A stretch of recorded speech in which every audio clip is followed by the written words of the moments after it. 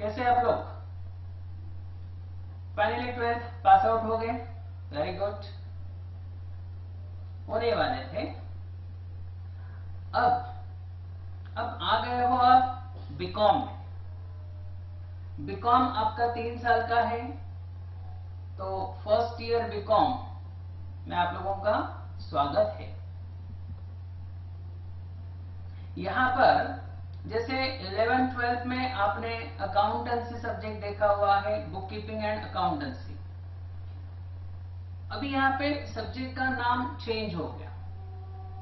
अभी आपका सब्जेक्ट है फाइनेंशियल अकाउंटिंग एंड कॉस्टिंग।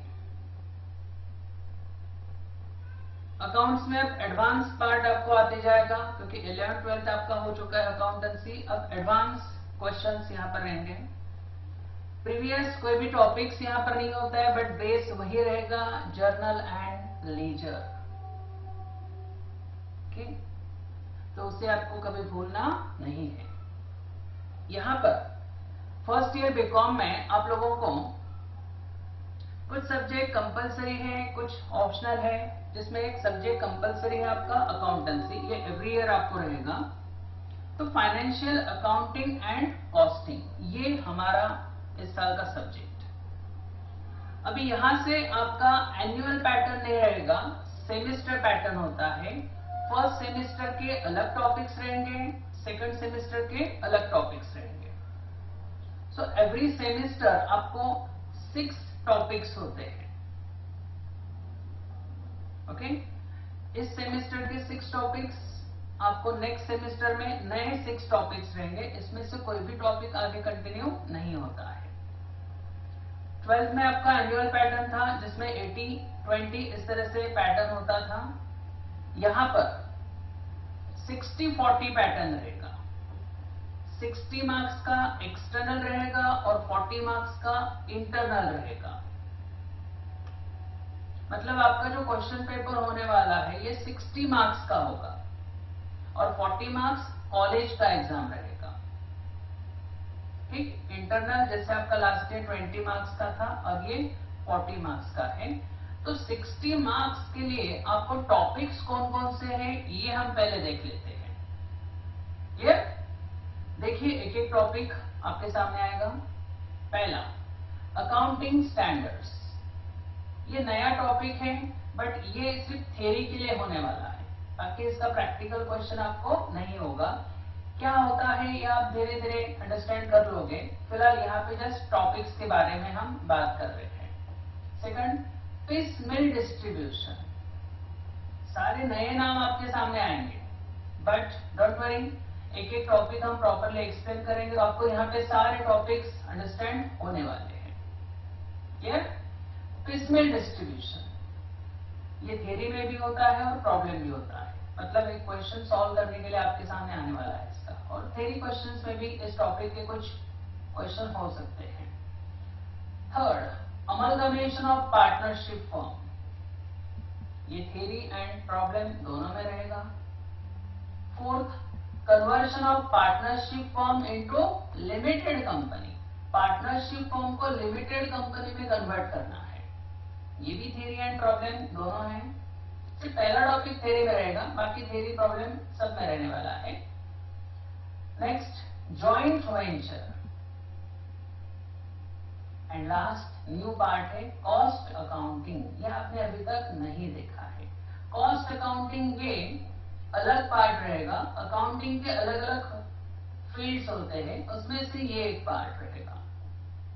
जैसे financial accounting, cost accounting, management accounting, human resource accounting, ये ऐसे अलग अलग फील्ड्स होते हैं। वैसे फाइनेंशियल अकाउंटिंग और उसके साथ आपको कॉस्ट अकाउंटिंग भी यहाँ पर है, तो ये अलग से एक सेपरेट चैप्टर है आपका नंबर 6 कॉस्ट अकाउंटिंग, जिसका थ्योरी भी रहेगा और इसके ऊपर प्रॉब्लम भी आने वाला है। तो टोटल 6 टॉपिक्स है और सारे के सारे आपके क्वेश्चन पेपर में होते हैं। सारे टॉपिक, कोई भी टॉपिक यहाँ पर क्वेश्चन पेपर के लिए छोड़ने वाला नहीं है। तो ये 6 टॉपिक्स आपको इस सेमेस्टर में है। नेक्स्ट सेमेस्टर के लिए मतलब आपका सेकंड सेमेस्टर जब आएगा तो इसमें से कोई टॉपिक वहां पे कंटिन्यू नहीं होगा, नए टॉपिक्स वहां पर आते हैं। ठीक, ये जो टॉपिक्स है इसमें से क्वेश्चन पेपर कैसे बनता है ये भी हम आज देख लेते हैं।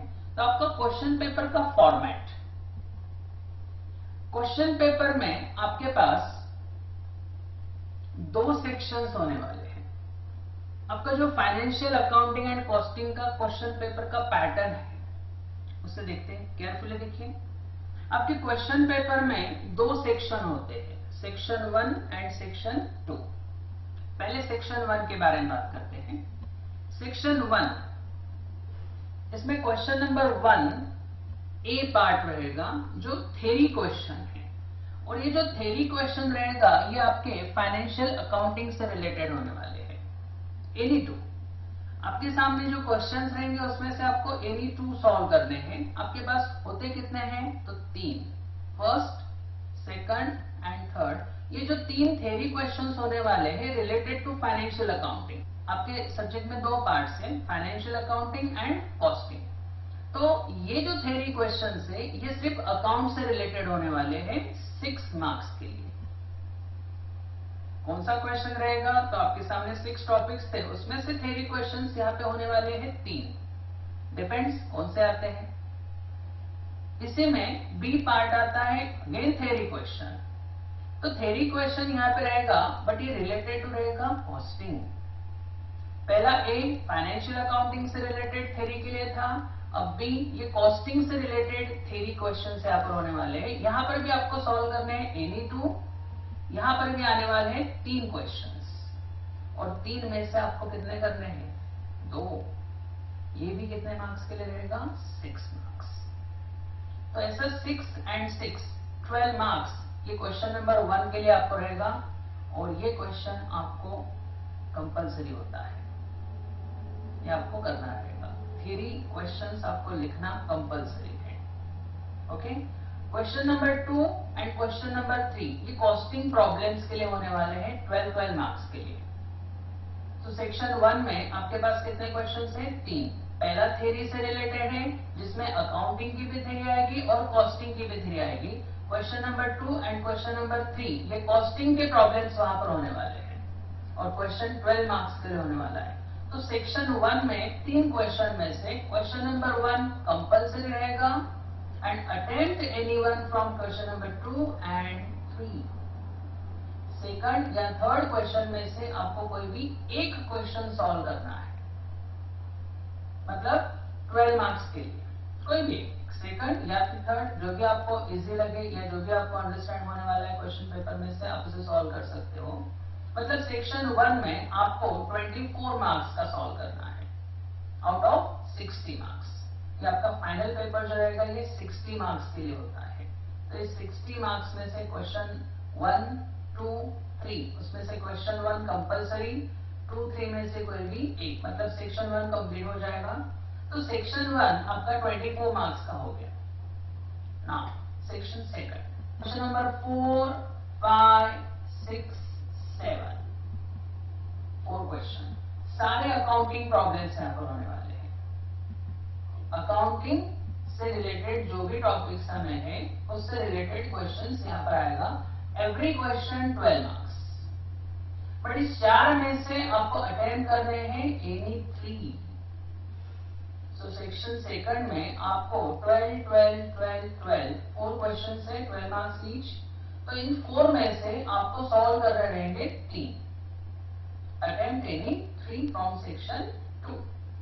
सो क्वेश्चन नंबर 1 में 2 क्वेश्चंस 24 मार्क्स के लिए। सेक्शन 2 में क्वेश्चन 4, 5, 6, 7 में से आपको 3 क्वेश्चंस, मतलब 12 है इंटू 3 36 मार्क्स के।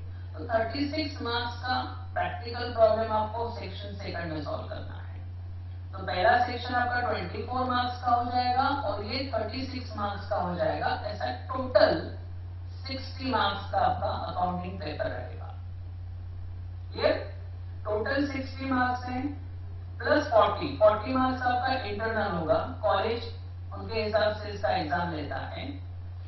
यहाँ पे आपका 60 मार्क्स का हो जाएगा। 40 मार्क्स में से आपको बहुत अच्छे से कवर कर सकते हैं आप, अगर प्रॉपरली इंटरनल भी आप दे दो। और आपको देना है, एग्जाम तो प्रॉपरली देना होता है जिससे आपका स्कोरिंग हो सके। ठीक, आपका सिलेबस बट ये सिलेबस सिर्फ सेमेस्टर फर्स्ट के लिए है और उसका क्वेश्चन पैटर्न भी हमने देख लिया। क्वेश्चन का पैटर्न आपका first year, second year, third year same रहेगा, अब पैटर्न चेंज नहीं होगा। एवरी क्वेश्चन 12 मार्क्स का आपका एवरी सेमेस्टर रहेगा, टॉपिक्स नए नए होते जाएंगे। ठीक, सिलेबस हमने देख लिया, क्वेश्चन पेपर का पैटर्न भी देख लिया, अब टॉपिक भी स्टार्ट कर लेते हैं। ओके, आपकी सिलेबस में 1 to 6 टॉपिक्स हमने देखे। पहला थ्योरी टॉपिक है, तो फिलहाल हम थ्योरी इंट्रोड्यूस नहीं करेंगे, पहले प्रैक्टिकल टॉपिक हम स्टार्ट करेंगे यहाँ पर। तो आज फर्स्ट डे है हमारा, हो सकता है कि ये टॉपिक आपको अंडरस्टैंड ना हो, नो प्रॉब्लम। मेरा एक्सपेक्टेशन ये भी नहीं है कि फर्स्ट डे ही आपको सारा टॉपिक्स अंडरस्टैंड हो जाए, जो भी हम यहाँ पर आज देखने वाले हैं। ऑटोमेटिकली अपने दिमाग में जितना जाएगा आप उतना लीजिए, कंपलसरी ऐसे दिमाग में डालने की कोशिश मत कीजिए कि ये मुझे नहीं समझा, वो क्या है, ये क्या है, जनरल बात होने वाली है। तो यहाँ पे जो भी टॉपिक हम देखेंगे तो ऐसे इजीली आपके दिमाग में जो जाएगा बिना कोई टेंशन, ऐसे ऑटोमेटिकली जा रहा है। ओके, ऐसे जाने दीजिए, अगर नहीं जाएगा तो सिर के ऊपर से जाने दीजिए, हो सकता है, कोई प्रॉब्लम नहीं। तो यहां पर फाइनेंशियल अकाउंटिंग एंड कॉस्टिंग दो पार्ट्स है। तो फाइनेंशियल अकाउंटिंग और कॉस्टिंग में से आज फाइनेंशियल अकाउंट का एक टॉपिक हम स्टार्ट करने वाले हैं। पहला टॉपिक, पहला तो थ्योरी है, मतलब प्रैक्टिकल की बात कर रहे हैं, जिसमें आपका प्रैक्टिकल क्वेश्चन आता है। लास्ट ईयर हमने एक टॉपिक सीखा 12th अकाउंटेंसी, जिसमें एक टॉपिक था डिसॉल्यूशन ऑफ पार्टनरशिप फॉर्म। अब वहां पे क्या था ये हमने ऑलरेडी एक्सप्लेन किया हुआ है, थोड़ा सा रिकॉल कर देता हूं। डिसॉल्यूशन मतलब बिजनेस को डिसॉल्व करना, बंद कर देना, बिजनेस को क्लोज कर देना, वाइंडिंग अप, क्लोज। ओके, तो बिजनेस क्लोज अगर कर देते हैं तो बिजनेस के ओनर्स मतलब पार्टनर्स, या फिर बिजनेस की बात करते हैं, बिजनेस का रिस्पॉन्सिबिलिटी ये होता है कि बिजनेस की सारी लायबिलिटीज का पेमेंट करे। 12th में हमने देखा था रियलाइजेशन अकाउंट था, कैश अकाउंट था और पार्टनर्स कैपिटल वहां पर हमने ओपन किए थे। तो सारी एसेट्स हम सेल आउट कर देते थे और जो भी पैसा हमारे पास रिसीव होता था उसे लायबिलिटीज में डिस्ट्रीब्यूट करते थे और बचा हुआ पैसा पार्टनर लेके जाते थे। ये हमने वहां पे किया हुआ है। तो ऑल एसेट हमने सेल कर दी थी और जो भी पैसा आता था लायबिलिटीज का पेमेंट करने के बाद पार्टनर्स में डिस्ट्रीब्यूट होता था, जैसे उनका ड्यूज जो भी बैलेंस अवेलेबल होता था कैपिटल अकाउंट में। तो वहां पर हमने ऐसा एज्यूम किया कि सारे एसेट इकट्ठा सेल आउट हो गए और एक साथ पैसा हमें मिल गया। एक्चुअल में ऐसा नहीं होता है। एक साथ कैसे क्या एसेट सेल आउट हो जाएगी? हो सकता है कुछ एसेट आज सेल आउट हो, कुछ 2 महीने के बाद हो, कुछ 3 महीने के बाद हो, कोई 4 महीने के बाद हो सकता है। तो यहां पर हमारे बिजनेस की एसेट्स सेल करनी है, बट सेल कब होगी ये हम आज डिसाइड नहीं कर सकते हैं। एक्चुअल की बात कर रहा हूं, अगर कोई बिजनेस सही में बंद हो रहा है तो उस बिजनेस की एसेट धीरे धीरे सेल आउट होगी, तो आपके पास धीरे धीरे पैसा आएगा, एक साथ नहीं आएगा। तो आपके पास जैसे पैसे अवेलेबल होते जाएंगे वैसे आप लायबिलिटीज को पे करते जाएंगे पार्ट पार्ट में, क्योंकि आपके पास सारी एसेट एक साथ सेल आउट नहीं होगी, हो भी सकती है। अगर हो गई तो गुड, हमारा काम जल्दी खत्म हो जाएगा। बट अगर कोई एसेट टुकड़े टुकड़े में सेल आउट हो रही है तो पैसा भी टुकड़े टुकड़े में आएगा ना। यस, तो वही टॉपिक हमें देखना है यहाँ पर। ये जो टुकड़े टुकड़े में पैसा आएगा मतलब कुछ एसेट अभी सेल आउट होंगी उसका पैसा आ जाएगा, कुछ बाद में होंगी तो उसका पैसा बाद में आएगा। मतलब आपके पास जो पैसा आने वाला है पार्ट पार्ट में आने वाला है। तो अब ऐसे सारी एसेट सेल आउट करने का वेट नहीं करेंगे, सारा पैसा जमा करके नहीं रखेंगे। जैसे जैसे पैसा आपके पास अवेलेबल होते जाएगा, आपको क्या करना है, उन सारी लायबिलिटीज में आपको पे करते जाना है, पार्ट पार्ट, टुकड़े टुकड़े में। इसके लिए हमारे टॉपिक का नाम है पिसमिल डिस्ट्रीब्यूशन। डिस्ट्रीब्यूशन होने वाला है कैश का, तो पिसमिल डिस्ट्रीब्यूशन ऑफ कैश। तो हमारा फर्स्ट टॉपिक हम आज यहाँ पे इंट्रोड्यूस करेंगे, पिसमिल डिस्ट्रीब्यूशन।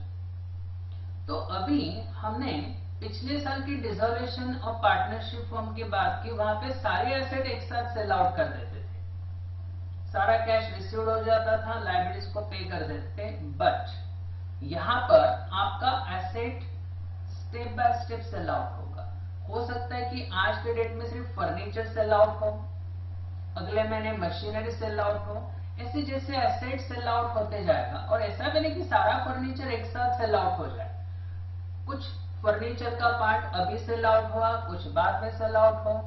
जैसे कस्टमर आपको अवेलेबल होते जाएगा उस एसेट के परचेस करने के लिए, आप कैसे उसको सेल आउट करते जाएंगे, करेक्ट। मतलब पैसा आपके पास कैसा अवेलेबल होने वाला है, पार्ट पार्ट में। तो पेमेंट भी कैसा होगा, पार्ट पार्ट में। आपको सारे लायबिलिटीज का पेमेंट करना है स्टेप बाय स्टेप। बट आपके पास जो पहले पैसा अवेलेबल होगा उसे आप कौन सी लायबिलिटी को देंगे, ये हमें आज देखना है। मतलब आपके पास जो पैसा आएगा, ऐसे कोई भी लायबिलिटीज को पहले आप पे नहीं करेंगे, ये मेरे पहचान वाला है इसको पहले दे दो, अरे ऐसे किसी के पहचान वाला है, एक्ट चलता है यहाँ पर, पहचान नहीं चलेगी। आपका भले ही घर का पैसा हो, पार्टनर ने उसके वाइफ से लाया हो, नहीं चलेगा, वाइफ है घर पे, ये बिजनेस है। तो यहाँ पर आपको सबसे पहले पैसे किसे देने हैं, आज हमें ये अंडरस्टैंड करना है। सो प्रायोरिटी ऑफ पेमेंट। आपकी बैलेंस शीट में दो साइड्स होती है, एसेट्स एंड लायबिलिटीज, और दोनों साइड का टोटल कैसा होता है, इक्वल। मतलब अगर आपके एसेट साइड का टोटल 1 लाख है तो लायबिलिटीज का भी टोटल कितना होगा, 1 लाख। मतलब आपके पास 1 लाख की एसेट्स है और 1 लाख की लायबिलिटीज। बट आपकी जो एसेट्स है 1 लाख रुपीस की, ये अगर आप सेल आउट करें तो आपको 1 लाख का एग्जैक्टली 1 लाख मिलेगा क्या, कम भी मिल सकता है या फिर ज्यादा भी मिल सकता है। तो हम ऐसा एज्यूम करते हैं कि हमें 80,000 मिलेगा। बट 80,000 आपका एक साथ फर्स्ट डे ही या महीने भर में, 2 महीने में, 3 महीने में कब मिलेगा पता नहीं है। तो आपके पास जो ये पैसा आएगा ये धीरे धीरे आएगा, पार्ट पार्ट में आएगा। तो जो भी पैसा आपके पास अवेलेबल होगा, उसे जैसे पैसे अवेलेबल होंगे आप उस लायबिलिटीज को पे करते जाएंगे। बट कौन सी लायबिलिटीज को सबसे पहले पे करना है, देखिए सबसे पहला number, realisation of expenses. 12th में भी हमने रियलाइजेशन एक्सपेंसेस पे किए थे। अब देखिए यहाँ पर जो भी एसेट्स है, अगर एसेट सेल करने का जो भी आपका एक्टिविटी था, ये 4 महीने चला, तो 4 महीने चला तो 4 मंथ्स तक आपको कुछ खर्चा तो आएगा ना एसेट सेल आउट करने के लिए। बट आज से आगे के 4 महीने, आज से हम नेक्स्ट 4 मंथ्स की बात कर रहे हैं, तो नेक्स्ट 4 मंथ्स में कितना खर्चा आएगा ये हम आज डिसाइड नहीं कर सकते हैं।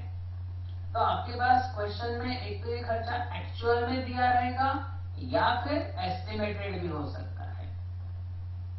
जो भी है, सबसे पहला नंबर इस एक्सपेंसेस का लगने वाला है, ठीक। तो ये हो गया फर्स्ट, रियलाइजेशन एक्सपेंसेस। इसका पेमेंट सबसे पहले आपको करना है। ये तो एक्चुअल भी हो सकता है या फिर एस्टिमेटेड भी होगा। नाउ नंबर सेकंड, सबसे इंपॉर्टेंट एंड सबसे मेजर पार्ट, लायबिलिटीज। आपके बिजनेस की बैलेंस शीट की लायबिलिटी साइड में जो भी आते हैं, उन सारी लायबिलिटीज में 2 पार्ट्स किए जाते हैं। एक होता है external liabilities and second thing internal liabilities. अब ये क्या होगा ना, एक्सटर्नल मतलब जो बिजनेस के बाहर की है, और इंटरनल मतलब बिजनेस के अंदर की। अब ये अंदर बाहर क्या हो गया, ऐसा लायबिलिटीज जो प्रॉफिट शेयरिंग नहीं होता है, उस लायबिलिटीज को प्रॉफिट शेयरिंग नहीं होता है, मतलब ऐसा लायबिलिटीज जो प्रॉफिट में हिस्सेदारी नहीं मांगता है। प्रॉफिट कौन मांगेगा? पार्टनर्स। पार्टनर्स से रिलेटेड जो भी लायबिलिटीज होती है ये होती है इंटरनल लायबिलिटीज। पार्टनर से रिलेटेड जो भी लायबिलिटीज होती है ये होती है इंटरनल लायबिलिटीज, बाकी सारी जो भी रहेगी वो एक्सटर्नल लायबिलिटीज। क्लियर? तो एक्सटर्नल लायबिलिटीज की बात हम पहले करते हैं। एक्सटर्नल लायबिलिटीज में सबसे पहला पार्ट आता है प्रेफरेंशियल क्रेडिटर्स। लायबिलिटीज में क्रेडिटर्स ही होते हैं, क्रेडिटर्स के लिए हम अलग अलग पार्ट्स देखने वाले हैं। तो सबसे पहले आ गया यहाँ पर प्रेफरेंशियल क्रेडिटर्स। अब प्रेफरेंशियल मतलब जिसे प्रायोरिटी है, ऐसा क्रेडिटर जिसको प्रायोरिटी है पेमेंट देने में, उसे प्रेफरेंशियल क्रेडिटर्स बोला जाता है। मोस्टली इसमें आने वाला है गवर्नमेंट ड्यूज, ऐसा एक्सपेंसेस या ऐसा लायबिलिटी जो गवर्नमेंट को पे किया जाने वाला है। For example taxes, taxes government को मिलेगा ना, तो सबसे पहले गवर्नमेंट को टैक्स देना कंपलसरी हो गया। आपके पास जो भी पैसा आएगा या जो भी पैसा अवेलेबल होगा तो आप सबसे पहले किसका पेमेंट करने वाले हो? इस गवर्नमेंट ड्यूज का। It is called preferential creditors. Mostly taxes वहां पर आता है, अगर कुछ एडिशनल है तो आपको अंडरस्टैंड हो ही जाएगा प्रैक्टिस के बाद। ओके, सो प्रेफरेंशियल क्रेडिटर्स। प्रेफरेंशियल क्रेडिटर्स का कंप्लीट होने के बाद सेकंड नंबर लगता है सिक्योर्ड क्रेडिटर्स। सिक्योर्ड मतलब उससे सिक्योरिटी होती है। जैसे मैंने बैंक से लोन लिया, so bank loan secured against building. मतलब अगर मैं बैंक लोन नहीं पेड कर पा रहा हूं तो बिल्डिंग सेल करके बैंक हमारा पैसा रिकवर कर लेगी। हाँ, तो बिल्डिंग उसके लिए हमने सिक्योर्ड रखी है ना, सो बैंक क्या करेगी? उस एसेट को सील करेगी और उनका पैसा रिकवर कर सकती है। सो सिक्योर्ड क्रेडिटर्स। ठीक। And third and last unsecured creditors. Unsecured creditors मतलब ऐसा जिसे कोई भी सिक्योरिटी नहीं है। अनसिक्योर्ड क्रेडिटर्स जिसे कोई भी सिक्योरिटी नहीं है। For example trade creditors, bills payable, outstanding expenses, ये सारी लायबिलिटीज में कोई भी सिक्योरिटी नहीं होती है। तो एक्सटर्नल लायबिलिटीज में क्रेडिटर्स आते हैं और क्रेडिटर्स में कितने पार्ट्स हो गए? 3। Preferential creditors, secured creditors and last unsecured creditors. तो लायबिलिटीज का ये एक सिंगल पार्ट खत्म हो गया एक्सटर्नल लायबिलिटीज का। और इंटरनल लायबिलिटीज में क्या आने वाला था? Related to partners. तो पार्टनर्स से रिलेटेड यहाँ पर जस्ट 2 पार्ट्स आते हैं। फर्स्ट होता है partners loan and second thing partners capital. बस, इसके अलावा कुछ नहीं होगा। मतलब आपको याद क्या रखना है? पार्टनर लोन और पार्टनर कैपिटल ये इंटरनल लायबिलिटीज है। इसके अलावा जो भी लायबिलिटीज आपके क्वेश्चन में होने वाली है वो सारी कौन सी होती है? External liabilities. ठीक, तो ये external liabilities and internal liabilities. Internal liabilities में just 2 contents related to partners loan and partners capital, and remaining all other liabilities are external liabilities. Clear? तो ये हो गया आपका प्रायोरिटी। तो सबसे पहले पैसा किसे देंगे? रियलाइजेशन एक्सपेंसेस, और सेकंड पार्ट किसका आएगा? लायबिलिटीज का। बट लायबिलिटीज में पहले किसका आएगा? External liabilities. और सबसे लास्ट में कौन आता है? Internal liabilities. 12th में भी हमने डिसॉल्यूशन और पार्टनरशिप फॉर्म सॉल्व करते वक्त जब ये क्लोज होता था तो सबसे आखिरी में क्लोज किसका होता था? कैपिटल का बैलेंस जो कैश में ट्रांसफर करते थे। मतलब सबसे आखिरी में बचा हुआ सारा कैश कौन लेके जाता था? पार्टनर्स। यहाँ पर भी वही होगा ना? हाँ, सेम टॉपिक है जो हमने 12th में सॉल्व किया था, डिसॉल्यूशन ऑफ पार्टनरशिप फॉर्म। यहाँ पर भी बिजनेस क्या करना है? डिसॉल्व करना है। तो 12 के और इस टॉपिक में डिफरेंस क्या है? पहली बार तो नाम चेंज है। डिसॉल्यूशन ऑफ पार्टनरशिप था, यहाँ पर है पिसमिल डिस्ट्रीब्यूशन। तो यहाँ पर हमें कोई भी लेजर या जर्नल ड्रॉ नहीं करना है। ये ऐसा टॉपिक है जहां आपको ना जर्नल ड्रॉ करना है ना लेजर ड्रॉ करना है। खुश हो गए आप लोग तो? डोंट वरी, यहाँ पर आपका ना लेजर है ना जर्नल है, यहाँ पर आपको स्टेटमेंट ड्रॉ करना है, कॉलमनर फॉर्म में रहेगा। आपको कोई भी लेजर ड्रॉ नहीं करना है, ना ही जर्नल। खुश हो जाइए, वेरी गुड। तो यहाँ पर इसमें डिस्ट्रीब्यूशन में आपका कॉलमनर फॉर्म में स्टेटमेंट होने वाला है। फुल पेज आपका आंसर होगा बट कॉलम फॉर्म में प्रेजेंट होगा। जितने लायबिलिटीज आपके पास है उतने कॉलम्स वहां पे डाले जाते हैं और उन सबका पेमेंट किया जाता है। ठीक, कैसे होगा धीरे धीरे आपको अंडरस्टैंड हो जाएगा, डोंट वरी। टॉपिक नया है बट बेस वही है। ठीक, तो यहाँ पर टॉपिक भले ही पुराना है बट प्रेजेंटेशन के हिसाब से अगर देखें तो ये टॉपिक हमारे लिए टोटली न्यू है। Piecemeal distribution, same dissolution of partnership form जो 12th में सॉल्व किया था, बट यहाँ पे प्रेजेंटेशन अलग है। सो केयरफुली इसे अंडरस्टैंड कीजिए।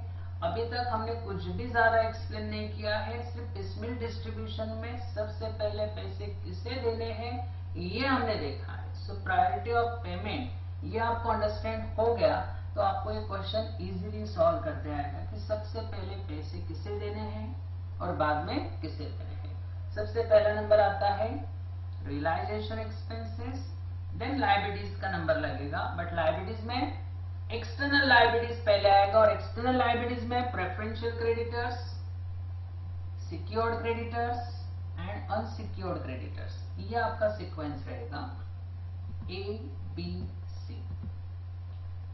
इंटरनल लायबिलिटीज में सबसे पहला नंबर आएगा पार्टनर्स लोन। पार्टनर्स का लोन आपको सबसे पहले वापस करना है और फिर लास्ट में आएगा partners capital. Okay, D E. So A B C D E, ये आपके लायबिलिटीज का सीक्वेंस रहेगा इस तरह से। क्लियर? ये आप अंडरस्टैंड कीजिए, प्रॉपरली इसे नोट डाउन कीजिए। आपको यहाँ पर फुल साइज रजिस्टर लेना है और फुल साइज रजिस्टर में ही उसे मेंटेन कीजिए, क्योंकि ये जो टॉपिक रहेगा ये फुल साइज रजिस्टर अगर है तो आपका एक पेज में प्रॉपरली ये हो जाएगा मैनेज आंसर। बट अगर आप छोटा रजिस्टर लेते तो आपको 2 बार उसे ड्रॉ करना पड़ेगा तो 2 पेजेस में जाएगा। तो इससे भी 2 पेजेस आपको लगने वाले हैं, तो पेजेस ज्यादा लगे उससे बेटर अभी आप बड़ा रजिस्टर ले लीजिए फुल साइज। आपको पता है किस तरह से होते हैं अकाउंट्स के रजिस्टर, तो आप फुल साइज रजिस्टर में ही उसे प्रेजेंट कीजिए। ओके, आप इतना प्रॉपरली नोट डाउन कीजिए। नेक्स्ट लेक्चर में हम इसका फॉर्मेट एक्सप्लेन करेंगे। Okay, bye.